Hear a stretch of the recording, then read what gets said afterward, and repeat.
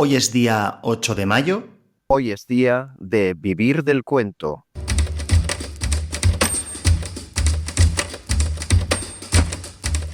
Vivir del cuento, el podcast de las historias que van contigo.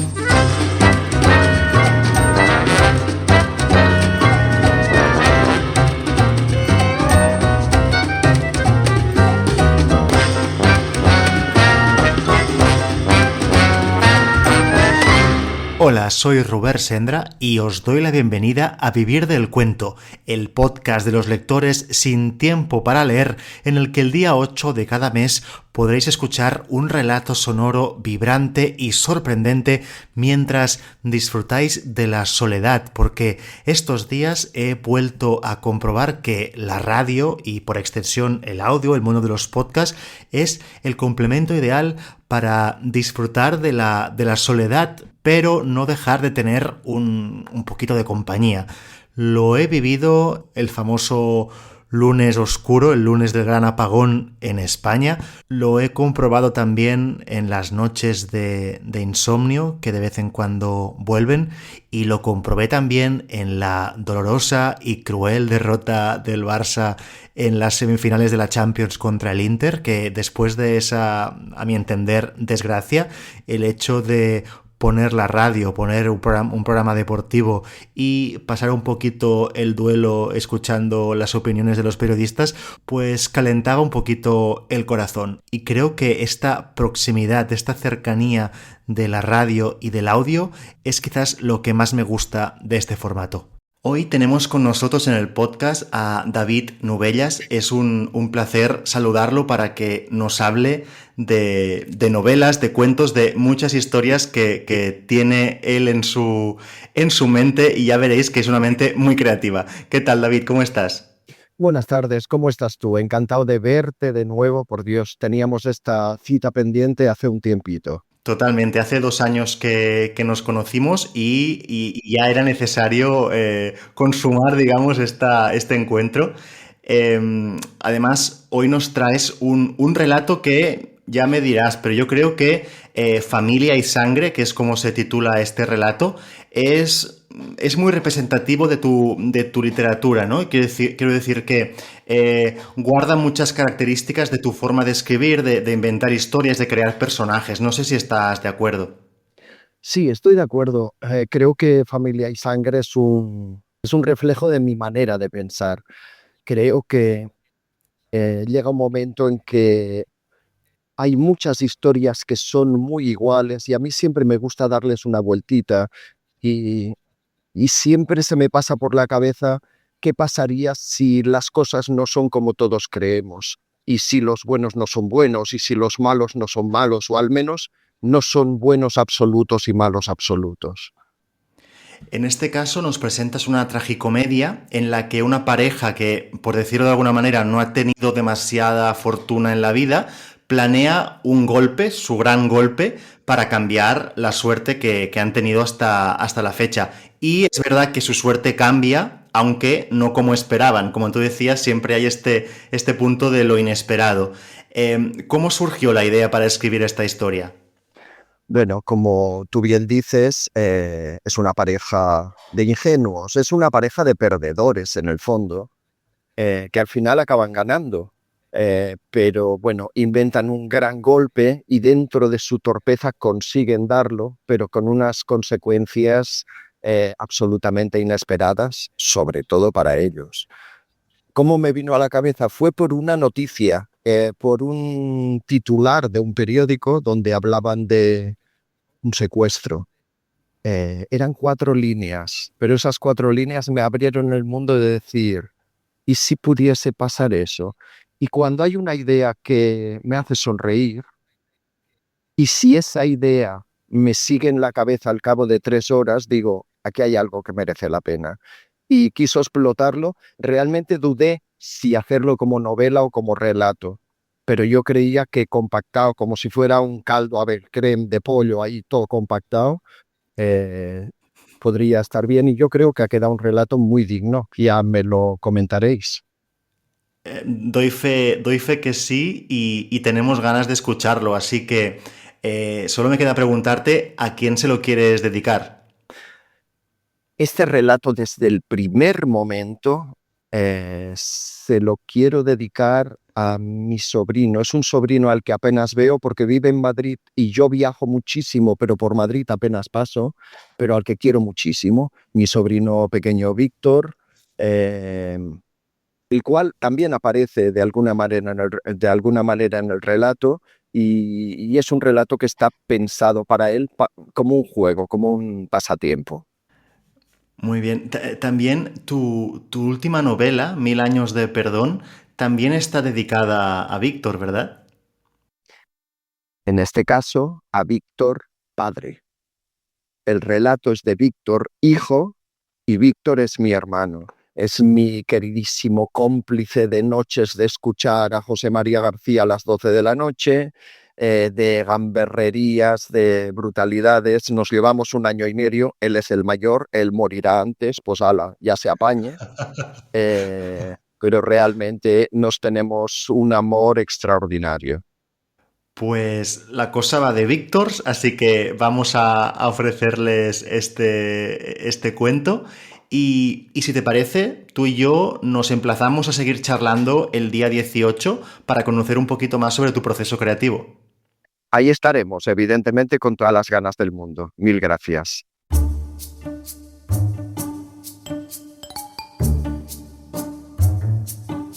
Familia y sangre. Un cuento de David Nubellas, locutado por Robert Sendra.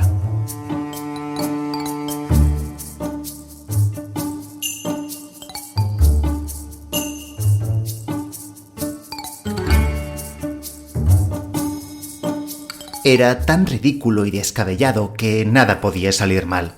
Ni siquiera tuvieron que planearlo demasiado tiempo.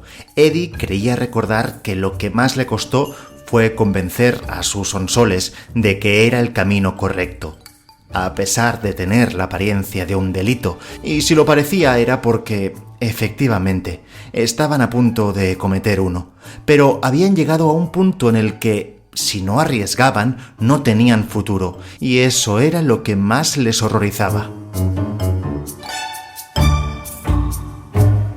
Se lo prometió a Sonsoles cuando apenas tenían 14 años y jugaban a ser mayores contra la valla del parque, de noche y a escondidas de los municipales.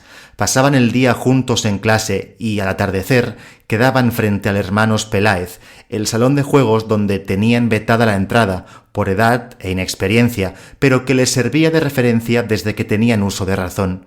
Era un buen lugar para encontrarse porque quedaba a las puertas del Parque Grande, donde de niños jugaban con sus amigos a orillas del lago cuando aún no pretendían saber qué era la vida, y donde, ya huérfano él y fugitiva de unos padres violentos ella, soportaron sus calenturas incipientes y su sangre amotinada entre los bancos de la plaza del bosque, cuando creían saber lo que era la vida, aunque realmente no sabían nada.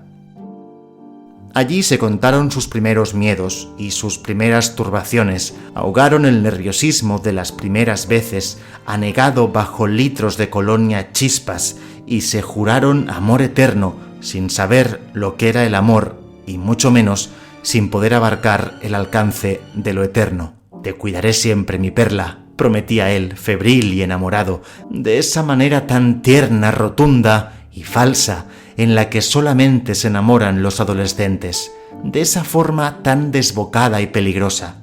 No hay terreno más resbaladizo que el que se transita cuando se confunde el amor con ese estado inmisericorde y traumático que quema la tripa, desencaja la voluntad y acelera la entraña de manera permanente, un estado que, para ser generosos, se le suele llamar enamoramiento, por no llamarle estupidez o incapacidad vital transitoria, y que debería estar prohibido en cualquier civilización del mundo y penado por todas las leyes humanas y divinas de cualquier universo.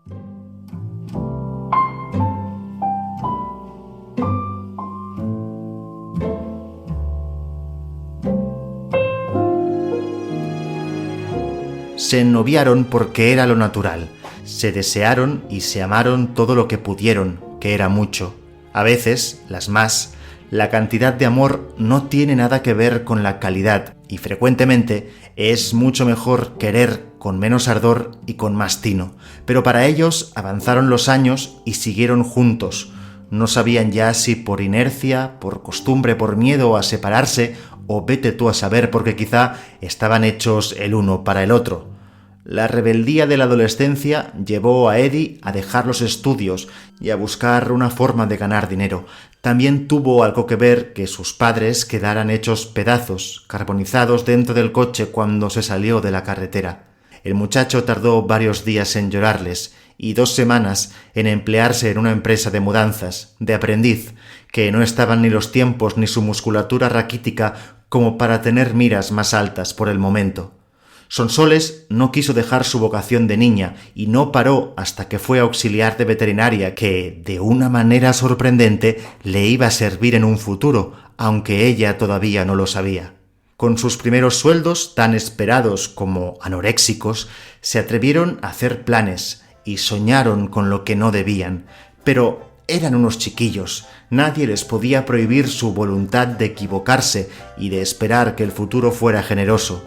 Dibujaron una casita con jardín y una caterva de chiquillos correteando felices. Se amaron en pasado, en presente y en futuro, y se imaginaron abrazados, de ancianitos, satisfechos de una vida que todavía no habían ni empezado a vivir.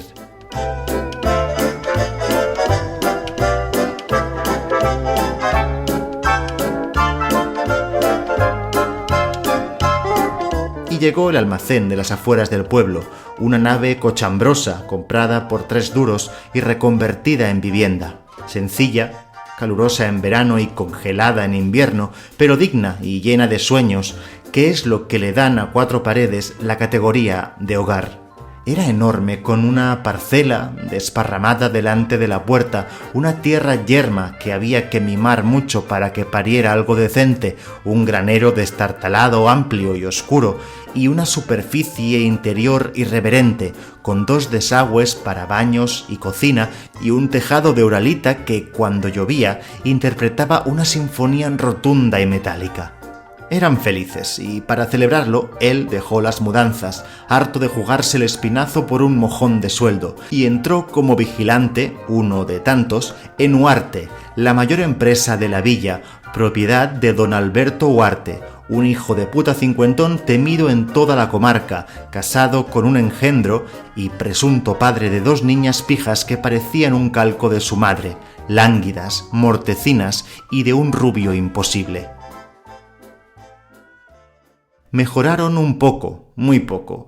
Sonsoles seguía buscando un trabajo con animales que no aparecía y esperaba a su marido por la tarde en casa, o si había tocado turno de noche, por la mañana. Y entonces hablaban, o se quedaban mudos y se miraban y sonreían, o se revolvían las entrañas como si estuvieran todavía en el parque. Y después permanecían abrazados y exhaustos, suplicando en silencio que les llegara una oportunidad. De tanto esperarse y de tanto revolverse, Sonsoles se preñó, y donde apenas comían 2, apareció un tercero, que a los 3 meses ya no tenía suficiente con el pecho de las Sonsoles, y al año ya había crecido como si fuera hijo de gigantes. Eddie se angustiaba, veía a su niño precioso y rozagante, sangre de su sangre, y quería ofrecerle algo mejor, un futuro color miel, sin más. Contemplaba a Sonsoles cuando ésta dormía, todavía desnuda y amada, y le apartaba el rebelde tirabuzón azabache de su rostro, esperando a que de repente abriera sus ojos de mar azul tormenta. Y le repetía una y otra vez lo que le prometió hacía ya tantos años. Te cuidaré siempre, mi vida. Encontraré la manera de que tengas esa mañana que hemos soñado tantas veces y que la miseria nos está robando. Era perezoso para la lectura. Recordaba en el instituto haber leído por obligación a Valle Inclán, a Baroja, a Cela y a Pedrolo, y no negaba que algunas de sus obras le habían entretenido, pero ni tenía tiempo para leer ni dinero para gastarlo en libros, y toda su cultura se limitaba a los poemas que dibujaban sus manos sobre la piel desnuda de Sonsoles, y a los periódicos que encontraba en la empresa, que leía en el turno de noche, que era demasiado tranquilo. A última hora de la tarde solamente estaba pendiente de que se marchara don Alberto Ugarte, que solía quedarse hasta más allá del crepúsculo, probablemente para no coincidir con la fauna que le esperaba en casa. Y luego, tranquilidad hasta las 6, cuando llegaban cogidos de la mano Isidoro, Guazi y el Alba, para dejar las oficinas como los chorros del oro.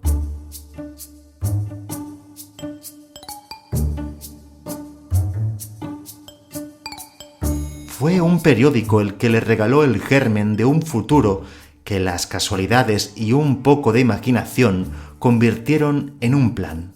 No te asustes, mis Sonsoles, pero vamos a secuestrar a Alberto Ugarte. Practicó delante del espejo varias veces e imaginó la cara horrorizada de su mujer.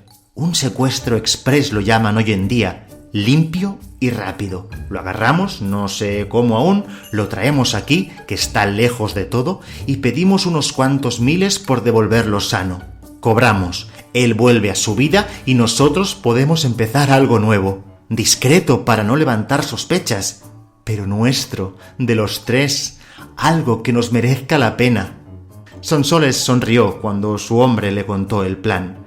Es increíble lo rústico y sencillo que es el funcionamiento del cerebro masculino. Ellos lanzan la idea, muchas veces inducida, y son ellas, con su mente mucho más sofisticada y audaz, las que le dan forma o descartan la idea primera. Eddie se quedaría siempre con el recuerdo de que el plan había sido propio, pero los detalles y sobre todo la decisión final solían depender de la voluntad, las agallas y la imaginación de la mujer. No fue distinto esa vez. Sonsoles no solo aceptó la sugerencia, sino que enseguida la adoptó como puerta al futuro y dispuso todos los detalles con el esmero y el mimo que se dan los amantes.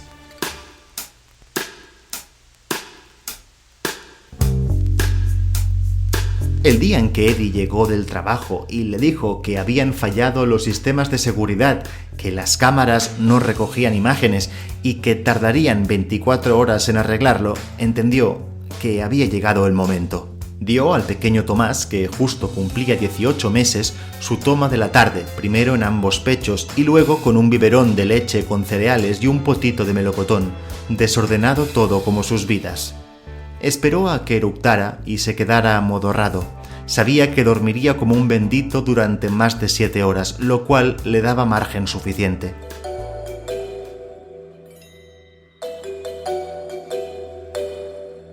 A la hora convenida, cuando ya todo el mundo había salido del trabajo, en la empresa solo quedaban su marido, que salía de guardia, el vigilante de la noche y don Alberto. El polígono parecía abandonado. Se acercó al vado y volcó una bolsa llena de naranjas que salieron en todas direcciones. Poco a poco, con una parsimonia estudiada, las fue recogiendo, mientras el pequeño Tomás dormía descoyuntado en un carrito que le empezaba a quedar pequeño y el coche del señor Ugarte se acercaba a la valla. Fue tan fácil como esperar a que saliera del coche para ayudarla e inyectarle de una manera un poco forzada, todo había que reconocerlo, el anestésico para caballos que guardaba en casa, hurtado de una clínica en la que hizo prácticas meses atrás. Nunca se sabía para qué podría servir en un futuro. Fue efectivo y fulminante. Desconocía si lo mataría o no, pero esa era una posibilidad que ni podía controlar ni dependía de ella. Si pasaba, allí dejaría el fiambre, en medio de la nada, tieso como si le hubiera dado un mal repentino. No había cámaras que grabaran ni testigos posibles, ya que Eddie estaba entreteniendo al guarda de la noche con sus historias. Le gustó conducir el deportivo de un rico. Desde allí, mientras intentaba ser cuidadosa para que su hijo no se despertara, llamó a su marido para decirle que lo esperaba en casa, que era la señal convenida para que pusiera cualquier excusa y se fuera ya de la empresa. Todo salió perfecto, fue demasiado fácil. Cuando aparcaba en el granero adyacente a la desvencijada nave reconvertida en hogar, estaba convencida de que, en pocas horas, todo habría acabado. En cuanto llegue tu padre, llamaremos. Si todo va bien, a mediodía ya habremos cobrado el rescate. A media tarde lo dejaremos por ahí con coche y todo, y por la noche lo celebraremos. Cenaremos por todo lo alto y haré todo lo posible para que mañana mismo, al cobijo de un buen vino y música romántica, te demos un hermanito. Eddie tenía el discurso escrito. Era escueto, contundente, amenazador y meridiano. Escuchó 4 tonos hasta que alguien descolgó el aparato. Tenemos al señor Huarte. No lo volverán a ver con vida si no cumplen nuestras exigencias, dijo con una voz distorsionada por la tela de un pañuelo que colocó sobre el micrófono.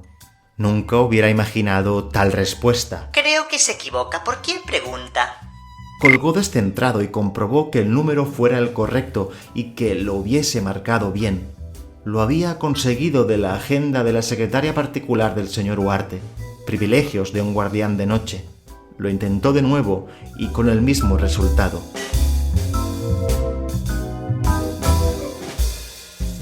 Despuntaba el alba cuando aún barruntaba su siguiente movimiento. El secuestrado estaba amordazado y atado con varios metros de soga. Los nudos marineros de Sonsoles eran imposibles de deshacer, de eso estaba convencido, pero no quería tener ningún contacto con don Alberto, que ya estaba consciente. Pretendía entregarlo antes de mediodía y ni siquiera había podido pedir el rescate. Le calmaba no tener turno ese día, eso le daba tiempo, solamente le hacía falta saber qué hacer. La mujer tomó la iniciativa, viendo que Eddie había entrado en colapso y solamente paseaba de arriba abajo de la casa. Sabemos que esa es la casa del señor Alberto Huarte. Lo tenemos retenido. No tardarán en tenerlo de vuelta si satisfacen nuestras pretensiones sin llamar a la policía, repitió ella esta vez, esperando averiguar qué sucedía. No nos vuelvan a decir que nos equivocamos. Si es necesario, negociaremos, pero no se escondan si no quieren que sufra ningún daño. Le prometo que, si no nos escuchan, lo asesinaremos. Una voz de mujer le escupió la realidad a la cara. Mire, señorita, claro que es esta la residencia del señor Huarte, pero no tienen ni idea del favor que nos han hecho secuestrándole. No lo queremos para nada.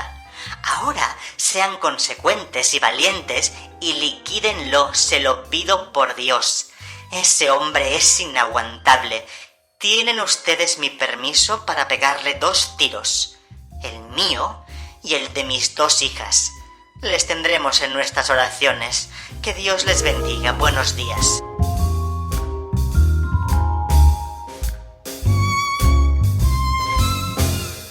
Una semana después seguían sin saber qué hacer. Eddie había retomado su trabajo, donde se formó un ligero revuelo porque el señor había desaparecido sin dejar rastro.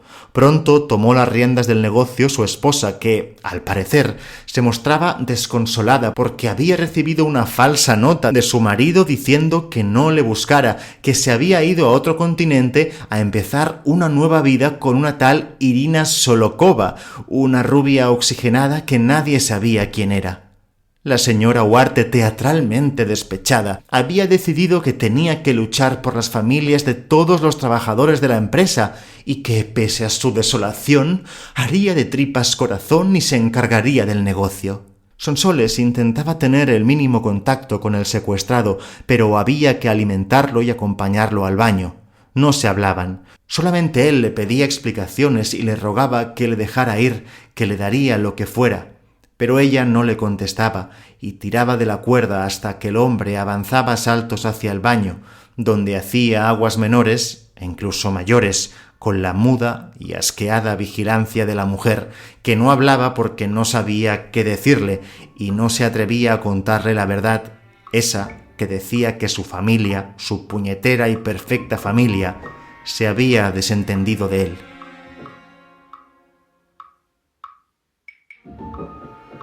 A las 3 semanas de tenerlo en casa, Eddie propuso poner a prueba a la familia de nuevo.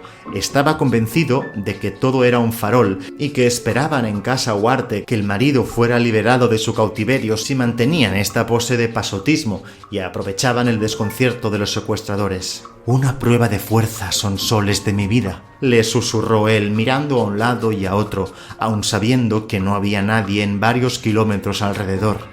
Tienen que ver que la cosa va en serio, que estamos muy locos y que estamos dispuestos a llegar hasta el final. La amputación no fue nada sencilla. La teoría estaba muy bien, sinceramente. La probó a la primera cuando estudiaba sobre bichos, pero de ahí a practicar como cirujana de pega había varios abismos. Llegaron a la conclusión de que el envío del dedo en el que llevaba el anillo de casado, con joya incluida, haría flaquear la postura despreocupada y casi chulesca de la mujer, y eso se dispusieron a hacer. Le pusieron una cuerda en la boca para que mordiera si dolía y le amarraron a la silla de tal manera que quedara con el brazo inmovilizado. Cuando apareció Sonsoles con el cuchillo de sierra de cortar el pan, Alberto se puso a jurar en sánscrito y rogó con los ojos y con cualquier gesto corporal que se le pudo ocurrir en esos momentos para que le dejaran hablar. Desconcertados, accedieron y le retiraron la mordaza. Vamos a ver, panda de inútiles, exclamó él sulfurado. Soy consciente de que me vais a cortar la mano o un dedo que ni lo sé ni creo que me importe, pero por favor, vamos a ser un poco profesionales. ¿Dónde vas con ese cuchillo, hija de Dios? Con eso lo que consigues es machacar el hueso y la carne. Nunca lograrás un corte limpio, que es lo que necesitas para curarme después, que supongo es lo que pretendes. ¿No tendríamos quizá un hacha afilada a poder ser? ¿Tienes preparado el antiséptico? ¿Algo para hacer un torniquete?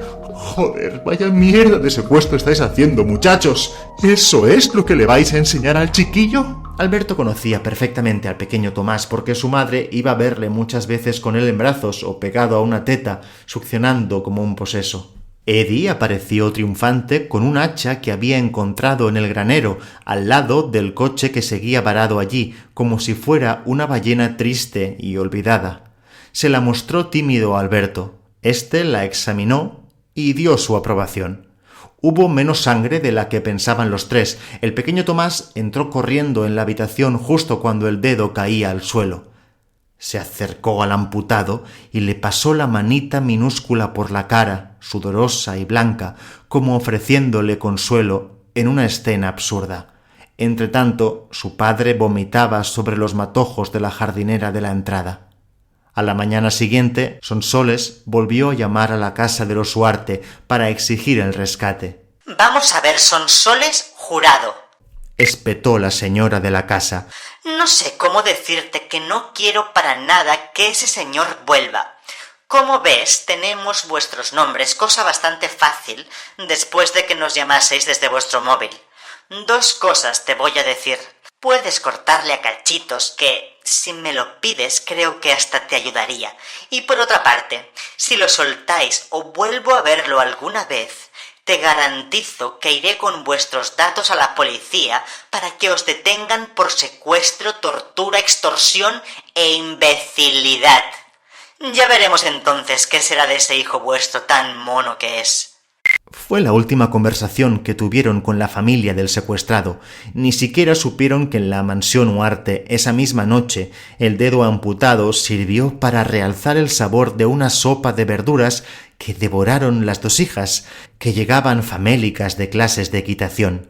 La señora se excusó tras una jaqueca para evitar la cena. El dedo hervido terminó entre el pienso de los perros, que esa noche sintieron que sabía mucho más rico. El anillo se hizo fundir y se incorporó en forma de lingote al resto de joyas de oro de don Alberto.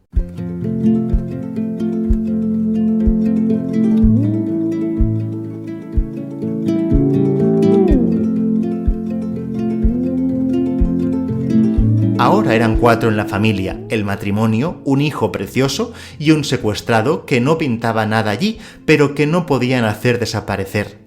Se habían atrevido con un secuestro peculiar, chapucero y desgraciado, pero ni en broma podían plantearse asesinar al caballero. Por edad y por ética, les recordaba a ese padre que ambos habían perdido, cada uno a su manera. Matarlo estaba feo, muy feo, y no había ninguna mano que tuviera la firmeza ni la indecencia de convertirse en ejecutora.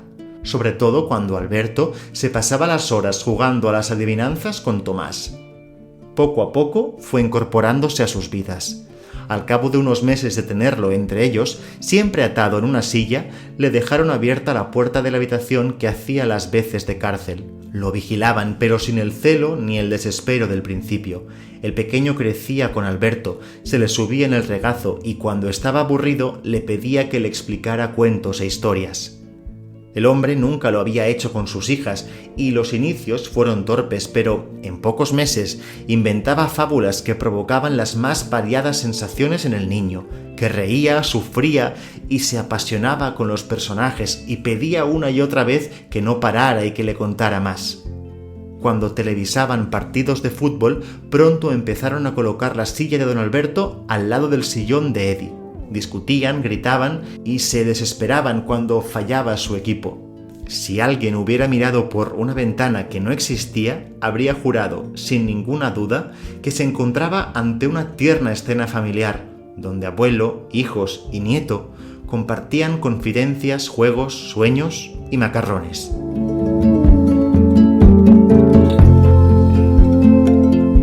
Un día, al volver a casa, Alberto no estaba. Se había escapado. El pequeño Tomás ya había cumplido los 9 y la vigilancia sobre el secuestrado era tan mínima que hasta parecía ridícula. Muchas veces ni siquiera estaba atado a los brazos de la silla, sino que simplemente habían pasado la cuerda varias veces alrededor de sus manos, pero sin nudos ni nada que le mantuviera retenido. Maldijeron a su suerte y se les nubló el corazón. Sus intenciones permanecieron heladas, mientras esperaban ver llegar por el sendero a la policía, que sin duda acudiría a detenerlos un minuto después de que la familia Huarte hubiera recuperado al patriarca. Cuando vieron un vehículo acercarse, no pudieron ahogar una exclamación de asombro. Regresaba Alberto en su coche, que había sacado del cobertizo. A su lado jadeaba expectante un precioso cachorro de labrador de color chocolate. Para Tomás. Era bueno que el pequeño aprendiera responsabilidades, dijo el hombre. No había problema en cuidarlo. Alberto siempre estaba en casa. Porque fue así como definió su cautiverio al entrar. ¡Ya estoy de vuelta! ¡Ya estoy en casa!, anunció sonriente, sujetando la caja cagada por la que asomaba el hocico nervioso de Trufo. En la otra mano, una cartera de ministro cargada de billetes y de unos documentos tan falsos como necesarios. Venía sudoroso y desgarbado, y eso le hizo recordar a Sonsoles que jamás le habían comprado ropa. Siempre había tirado con la camisa desde el día de su secuestro. Sí que alguna vez le había dado un calzoncillo de Eddie, pero esa era toda su aportación al vestuario del caballero. Al día siguiente la mujer se fue de rebajas y le compró algunas ropas, la mayoría muy atrevidas, que enseguida encantaron a Alberto. Era aire fresco y esa noche tuvieron a la hora de la cena una pasarela de moda que cuadraba a la perfección con la sonrisa abierta y orgullosa del cautivo. Él mismo, cuando terminó su desfile, se sentó en la silla y pasó como pudo la cuerda alrededor de sus manos, ante la atenta mirada de la que se había convertido en su familia. Se sentía mejor así, ya se había acostumbrado. El dinero que entregó a Sonsoles provenía de un fondo muy generoso que guardaba por si venían maldadas, ya que siempre había sido previsor y sobre todo porque era consciente de que en su cama, muchos siglos atrás, dormía una arpía. «Tenemos que comer», se justificó, «y no puede ser que tengas que hacer equilibrios cada día, y el chiquillo tendrá que estudiar lo que quiera. Yo le puedo aconsejar, pero necesitaremos dinero para libros y matrículas». Sonsoles lo miraba y lo reverenciaba, y seguía aprendiendo cada día lo peculiar que era el concepto de familia. De poco servía la sangre si no iba acompañada de voluntad y cercanía. Reposando al lado de su marido, desnuda y satisfecha, esa misma noche entendió que la familia, la auténtica familia, es la que forma parte de nuestro corazón, lejos de sangres, venas ni linajes, y que no hay mejor árbol genealógico que aquel que brota y se abona desde el alma. Hija de una familia que lo solucionaba todo a golpes, supo que el destino le había regalado un padre que nunca tuvo, y a don Alberto ese hogar que tanto anhelaba y que se equivocó al construir su futuro. Hacía tantos pasados porque, aunque para la galería seguiría siendo siempre el hijo de puta de Huarte, que había abandonado a su familia para irse con una furcia eslava al otro lado del mundo, realmente era un maravilloso padre y un mejor abuelo. Esta vez había encontrado el lugar adecuado para demostrarlo. Pasaron los años y Alberto fue envejeciendo, allí, en su eterna silla de brazos robustos, enredado en sogas que él mismo disponía y bajo las cuales se sentía seguro y protegido. Tomás se hizo mayor y un día apareció en la casa con Paula, de una belleza extraña y una dulzura empalagosa, almibarada y que desarmaba al muchacho. Tomás le pidió a Alberto aprobación y autorización para desposarla, y éste se la dio encantado y emocionado. No acudió a la iglesia ni al convite por razones obvias, pero al día siguiente celebraron una boda íntima en el cobertizo, con vino, lágrimas y un altavoz que reproducía grandes éxitos de los 80. El recuerdo de la mansión Huarte, que seguía llevando su nombre después de tantos años, ya ni siquiera se mantenía borroso en la mente del abuelo. Para él nunca existió, al igual que la zorra de su mujer y sus 2 hijas que a saber por dónde andarían. Poco le importaba, solo quería saber de las correrías del pequeño Víctor, hijo de Tomás y Paula, nieto de Eddie y Sonsoles. Su familia, su auténtica familia, esa que nació de las entrañas de la casualidad. Cuando volvía de la escuela, Víctor se quedaba con él muchas tardes y jugaban a crear ritmos inventados con una armónica y una caja de madera. En una ocasión, el pequeño se quedó mirando fijamente su mano y con toda la timidez del mundo le preguntó por la ausencia de su dedo anular. «Una herida, no más, mi amor», le explicó Alberto. «Y no duele. Quizás sí en un principio porque tardó algunos días en curar, pero no fue más que un accidente que nadie pudo evitar. No fue culpa de nadie y las cosas están bien así. Con el tiempo, mi pequeño, aprenderás que las heridas que duelen son las del corazón. Las del cuerpo no tienen mayor importancia. Y esta, te lo aseguro, fue una bendición para mí». Cuando Víctor apenas llegaba a los 7 años, Alberto agonizaba en su habitación de preso, allí donde un día le recluyeron y de donde no había querido salir nunca más. Antes de morir pudo dejar todo dispuesto para que Eddie y Sonsoles heredaran lo que le quedaba, que era mucho. Nunca había sido declarado muerto, lo cual hubiera convertido a su mujer en propietaria de todo. La nota en la que ella misma inventó la huida de su marido con otra mujer fue lo que protegió, en cierta manera, a Alberto. Unas cuantas propiedades, miles de acciones y algunos fondos repartidos en varias entidades pasaron a manos de su familia, la de verdad, la que forjaron 3 desconocidos, muchos años atrás, en una nave abandonada en medio de la nada.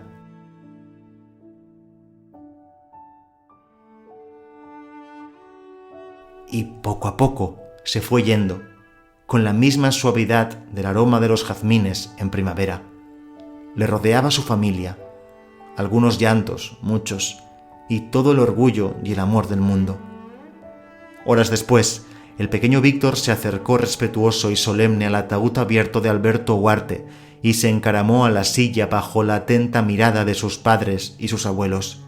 No le daba miedo ver a un muerto. El propio Alberto, que ahora se hallaba embutido dentro de esa caja, le había enseñado que el miedo y el cuidado había que tenerlos de algunos vivos. De repente saltó de la silla y echó a correr. Todavía se miraban todos desconcertados cuando apareció de nuevo en la estancia. Sonsoles no pudo reprimir una lágrima que resbaló por su mejilla, brillante y perezosa, hasta encallarse en sus labios, que esbozaban la mayor sonrisa del universo. «Para que no tengas miedo», dijo el pequeño Víctor, mientras depositaba con delicadeza un pedazo de soga en el regazo del cadáver. «Allí donde vayas, con esto enrollado en tus manos te sentirás en casa. Adiós. Te quiero, abuelito Berto». En el camposanto de la villa se despidieron de él. Al cabo de unos días, sobre la tumba, mandaron colocar una lápida de mármol, sencilla y permanentemente soleada. Junto a los nombres que ya constaban con anterioridad, apareció uno nuevo, cincelado con letras doradas, que decía Alberto, sin apellidos ni casa conocida. Más abajo, un epitafio sentido y rotundo. Las únicas familias, las verdaderas, las de sangre auténtica, son las que brotan de las entrañas y del corazón. Las demás son de mentira. Curiosamente, el panteón suntuoso y umbrío de la familia Huarte languidecía abandonado a pocos metros, ahogado entre la hojarasca salvaje. Permanecería vacío para siempre. Para mi sobrino Víctor, el pequeño Víctor.